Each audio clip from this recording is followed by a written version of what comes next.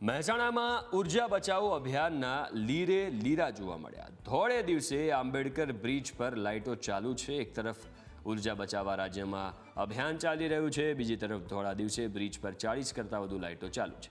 Bridge પર સમારકામ કરતી કોઈ ગાડી પણ હાજર નથી, તેમ છતાં લાઇટો ચાલુ જોવા મળી। રાજ્યમાં એક તરફ ઉર્જા બચાવવા માટે અભિયાન ચાલી રહ્યું છે અને રાજ્ય સરકાર દ્વારા લોકોને ઉર્જા બચાવવા માટે વિવિધ સૂત્રોના માધ્યમથી પ્રેરિત કરવામાં આવી રહ્યા છે। લોકોને ઉર્જાનું મહત્ત્વ સમજાય તે માટે વિવિધ જાગૃતિ વિષયક કાર્યક્રમો કરવામાં આવી રહ્યા છે।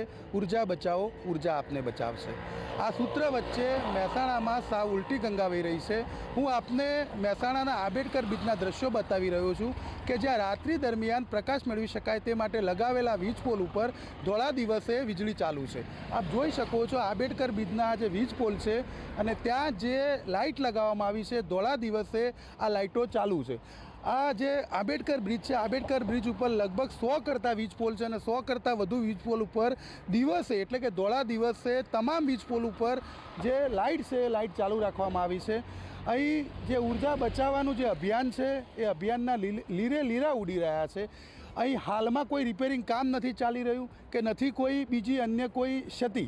આ તમામ વચ્ચે અત્યારે હાલ આજે લાઇટ ધોળા દિવસે ચાલી રહી છે ત્યારે લોકોમાં પણ આ લાઇટ ચર્ચાનો વિષય બની છે કે ધોળા દિવસે આખરે કેમ લાઇટ ચાલુ રાખવામાં આવી છે।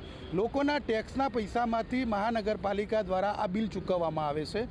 જ્યારે બ્રિજ આરએનબીએ બનાવ્યો હતો અને આરએનબીએ બ્રિજ બનાવ્યા બાદ વીજ પોલ નાખ્યા બાદ તેની નિભાવણી માટે જવાબદારી મહાનગરપાલિકાને સોંપી છે અને હવે જે વીજ બિલ આવે છે, વીજ બિલ ભરવાની જવાબદારી મહાનગરપાલિકાની છે। ત્યારે આવી ગંભીર બેદરકારી લોકોમાં ચર્ચાનો વિષય બની છે। Kamlesh Rawal, news capital, Mehsana.